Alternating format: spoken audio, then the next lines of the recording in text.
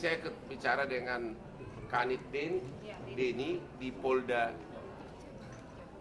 Bandung. Ya di Bandung, bukan di Tomohon. Ya. Polda Bandung ada hal yang menarik pernyataan dari si Deni ini, Kanit dari Polda Bandung. Dia bilang kasus ini rupanya sudah dilimpahkan dari 2016 ke Polda dari Polres Cirebon. Nah, yang menarik adalah hampir semua 8 orang yang ketangkap ini pada saat di BAP pertama menyatakan ada 3 orang lagi pelaku. Okay. Semua ada di BAP. Ya. Nah, tapi kemudian berubah. Ya. Kemudian berubah sesudah mau limpah ke kejaksaan, mereka merubah BAP-nya. Nah, itu satu. Dari segi logika manusia normal pun nggak mungkin 8 orang itu ngarang cerita bersamaan di awal-awal pada saat ditangkap, ya kan? Berarti benar itu ada 3 orang, ya, dari penafsiran kita sebagai ahli hukum. Karena pada saat di BAP kan terpisah, hampir semuanya mengatakan ada 3 orang lagi. Tapi pada saat dilimpahkan ke kejaksaan, mereka merubah BAP sehingga diduga ada pengaruh di sini. Ada pengaruh di sini sehingga 3 orang ini bahkan sampai sekarang seolah-olah alamatnya tidak jelas, padahal itu harusnya di BAP itu ada, ya. Dan jadi himbauan kami kepada Bapak Kapolri adalah ini ada sesuatu yang tidak beres di penyidikan di awal. Kalau 8 orang pelaku sudah menyatakan ada 3 orang lagi sebagai pelaku yang lain dan itu bersamaan semua dalam BAP terpisah, ya nggak mungkin itu karangan, nggak mungkin itu koinsiden. Tapi kemudian kok bisa di BAP berikutnya pada saat di BAP akhir, pada saat pelimpahan mereka merubahnya seolah-olah menyangkal bahwa keterlibatan 3 orang ini, ya. Yang kedua, pada saat ini produser Diraj pada saat mau syuting ya, boleh diceritakan nggak ada oknum polisi yang datang menghalangi agar jangan dilanjutkan syutingnya? Ya, saya pada saat itu nggak ada di lokasi, tapi kebetulan tim saya yang bilang, dan sebelum datangi ke keluarga dulu ya. Menatakan apa? Bilang apa? Oknum polisi bilang apa? Dia mengaku polisi dari mana? Dia nggak bilang sih dari mananya, cuma dia bilang intel aja. Pakai seragam atau pakai apa? Nggak pakai baju bebas. Baju bebas. Ya. Dia bilang kenapa disetujuin bikin film? Harusnya jangan, nanti bikin jelek polisi. Jadi nggak tahu pasti apakah dia polisi atau intel polisi. Tapi dia mengatakan bikin nama jelek polisi. Dia bilang begitu. Ya. Nantinya image-nya jelek. Saya bilang saya tidak menjelekkan, saya bicara jujur. Memang 8 tahun sampai 8 tahun sekarang 3 ini kemana? Kabarnya seperti apa? Gitu. Saya tidak bermaksud untuk menjelekan. Kalau yang datang ke lokasi syuting, Ya, tim saya. timnya dibuka juga agar dilarang juga untuk Ya, syuting. salah satu. Nah, berarti ini semakin menguatkan ada orang yang tidak ingin identitas 3 orang ini terungkap. Jadi himbauan kami kepada Bapak Kapolri dan Bapak Kapolda Jabar agar kasus ini dibuka ulang, penyidikannya khusus terhadap 3 tersangka, dan agar diamankan semua BAP dari 8 terpidana ini yang menyatakan bahwa 3 orang pelaku ini yang sudah DPO terlibat. Ini pasti ada pengaruh besar dari oknum aparat di daerah Jawa Barat ini. Ya, karena 8 orang pelaku menyatakan ada 3 lagi pelaku. Tapi kok bisa mereka merubah BAP-nya bersamaan lagi merubahnya? Ada apa? Kita sebagai ahli hukum udah tahu lah, nggak usah pakai ahli hukum. Orang biasa pun tahu itu. Kalau rame-rame mengakui ada keterlibatan 3 orang, itu bukan karangan, itu bukan koinsiden, dan nggak ada alasan mereka untuk ngarang. Ya, jadi himbauan kami agar kasus ini khususnya identitas 3 orang ini bisa ketahuan, agar keluarganya mulai dipanggil untuk di BAP. Bila perlu semuanya narapidana ini di BAP ulang, ya, di BAP ulang untuk mengetahui tiga identitas yang DPO ini, karena ini sangat menyentuh rasa keadilan kita di Indonesia ini. Masih ada lagi nggak? Ada yang mau diterangkan lagi? Ya, jadi intinya kalau saya bicara dari film, intinya kalau nggak ada film ini kan kasihan keluarga. Udah 8 tahun kasus sudah terkubur ya. Dan dengan adanya film ini bisa didampingin oleh pengacara top, ya kan? Dan Polda Jabar juga udah beri statement kemarin. Semua dorongan dari netizen. Awal saya ketemu kalian kan tidak bisa senyum seperti sekarang. Jadi intinya ya itulah, semoga keluarga mendapatkan keadilan. Itu filmnya udah tayang ya? Lagi tayang Pak. Di Jakarta kapan? Lagi main. Lagi main di bioskop mana? Saya di sini ada nggak yang cocok dari Aspri gua untuk nonton? Ya, lagi main. Udah Yang baju merah? udah 6 hari Pak. Udah 6 hari ya, oke. Jadi 7. Ya. belum dulu.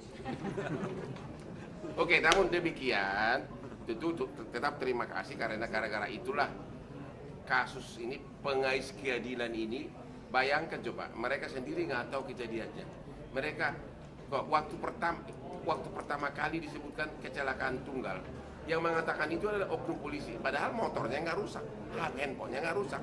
Jadi dari awal ini sudah ada suatu kurang seriusan penanganannya. Tapi perlu dijelasin dulu ke Pak Osman bahwa polisi minta diotopsi kan? Dari pihak pengadilan. Dari pihak pengadilan diambil lagi mereka diotopsi. Diotopsi ya? Iya, karena itu ada dalam cerita film. Oke, terus gimana coba. Jadi waktu yang memerintahkan otopsi itu siapa? Dari pihak pengadilan katanya sudah otopsi biar pernyataan menguatkan pernyataan bahwa memang dalam kemaluan korban sudah ada kematian. Jadi diotopsi sesudah berapa lama meninggal? Otopsi 9 hari. Oh, bukan pengadilan dong. Oh, berapa yang merintahkan siapa ya? Pokoknya ada perintah otopsi 9 hari dia sudah meninggal. Iya. Oke. Kan belum sampai ke pengadilan. Tapi akhirnya diotopsi benar bahwa memang adalah bukti penganiayaan ada. Termasuk pemerkosaan juga ada. Oke. Sekarang silakan bertanya. Dari mana? Nah, pertama, kalau mengumumkan DPO harusnya nggak boleh samar-samar dong. Ya, jadi itu yang kami himbau lagi kepada Polda Jabar. Tolong segera dilakukan, makanya saya bilang tadi penyidikan ulang. Karena apa? Hampir dalam semua tindak pidana yang DPO, apalagi orang Indonesia, dia selalu pulang ke keluarganya, selalu menghubungi keluarganya. Jadi kalau identitasnya tahu, jejak digitalnya gampang didapat. Apalagi 8 tahun. Contoh nih, ini ada contoh nih. Ini tidak pidana kekecilan. Waktu restoran kita Hotman yang di Tajur Bogor, manajernya bawa kabur uang penjualan 2 malam 110 juta. Dia dari pindah dari hotel ke hotel, sesudah dia terlibat judi online. Ketahuannya dari jejak digital, dia mesan nomor baru dan sebagainya, pakai nick KTP yang lama sama emailnya. Itu bisa langsung kesambung ke Polres Bogor. Dari situ ketahuannya, hanya gara-gara memakai email dan nicknya dia untuk, saya nggak tahu apa dia pesan nomor baru atau tidak. Makanya dari sini bilang tadi bahwa bagaimana bisa mengumumkan DPO kalau belum tahu identitasnya. Yang kedua, harusnya kan kalau memang sudah tahu, keluarganya dipanggil agar ketahuan, ya. Itu jejak digitalnya itu bisa dapat dari keluarganya. Tapi kalau siapa yang di DPO kan nggak tahu, ya kan? Ya ini yang saran kami kepada Polda Jabar, tolong agar BAP yang pertama dulu, di mana waktu si 8 pelaku ini yang sudah narapidana ini mengaku, itu dikumpulkan semua. Dan juga bila perlu di BAP ulang sebagai saksi mereka ini. Ya, itu. Yang kedua apa tadi? Oke, bukti rekaman itu jelas bukan bukti, tapi itu hanya sekedar petunjuk. Nggak, bukan bukti satu. Ya, hanya sekedar petunjuk, tapi melihat sinkron semuanya dengan keadaan apa yang dia ceritakan di dalam kesurupan itu persis sama kejadian apanya yang dialami oleh korban. Itu hanya bukti petunjuk, ya, nggak bisa dipakai sebagai bukti yang sah, ya. Tapi yang paling utama adalah pengakuan dari 8 orang itu waktu dia BAP pertama. Yang ketiga Pak? Langkah dari Bang Hotman terhadap kasus ini, ya pengawalannya akan seperti apa? Langkahnya adalah inilah langkah pertama ini. Nah, ini sangat efektif ini, ya. Ini langkah pertama karena ini pasti nanti akan ditayangkan seluruh media.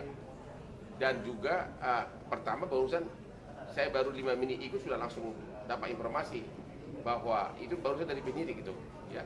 Kita akan kawal terus, kita akan surati terus, kita adukan terus sampai akhirnya orang-orang Polda melaksanakan tugasnya secara profesional.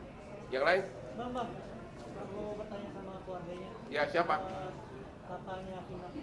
Tadi saya sempat mendengar Dari otopsi itu dari pihak kepolisian, nggak tahu pihak kepolisian, nggak tahu pihak pengadilan, saya nggak ngerti lah. Pokoknya memang ada perintah untuk otopsi di 9 hari itu. Terus yang kedua dari apakah dari Polda Jabar sendiri sudah ada upaya untuk mengungkap 3 pelaku yang ini yang masih buruan ini? kemarin Polda datang ke rumah sih bilangnya sedang diusahakan, sedang diupayakan lagi. Tapi tadi Polda Jabar sudah menunjukkan 3 DPO, katanya identitasnya sangat kabur, ya. Ya, bahkan cuma kayak pakai sketsa hitam gitu doang. Nanti kalau abang mau lihat, Gitu ya, itu orang nanti juga ya. Oke, jadi Berarti masih dipertanyakan. Itu tadi makanya dalam melalui ini kita menghimbau agar Polda Jabar memulai lagi penyelidikan terhadap 3 orang ini. hasil otopsinya dari 9 hari itu kenapa sih baru 9 hari meninggal baru adanya perintah untuk otopsi gitu? Terus hasilnya seperti apa otopsi?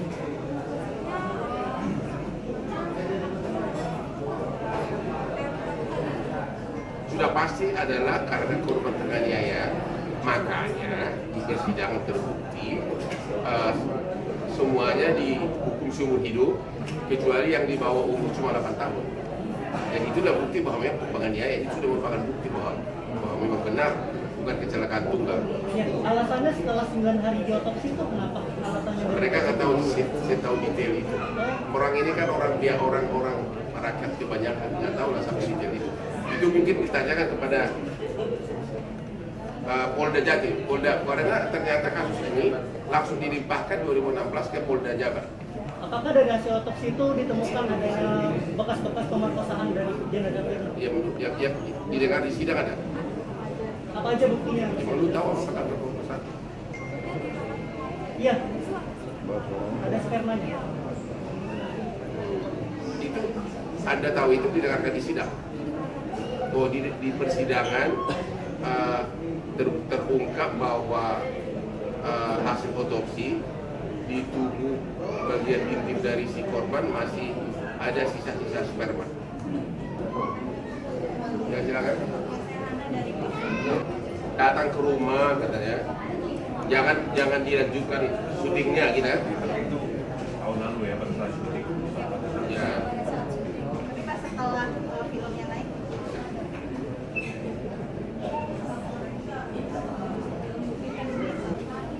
Almarhum Vina sama almarhum Eki berteman atau pacaran? Oh pacaran.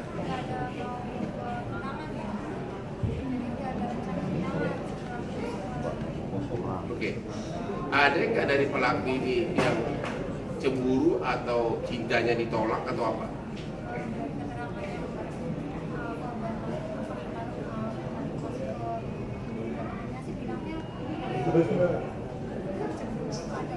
Kayak yang ngomong itu siapa?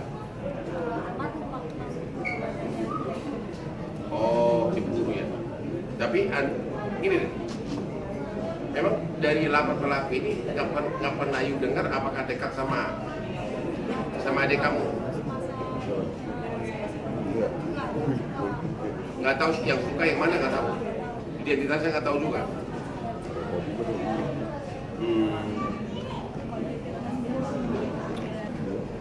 Bang akan menghadirkan keluarga Eki itu nggak sih Bang? Apa? Selama ini kan yang pihak temannya Vina itu kan nggak pernah keluarganya dihadirkan. Mungkin nanti ini kan baru pertama kali, ya kan?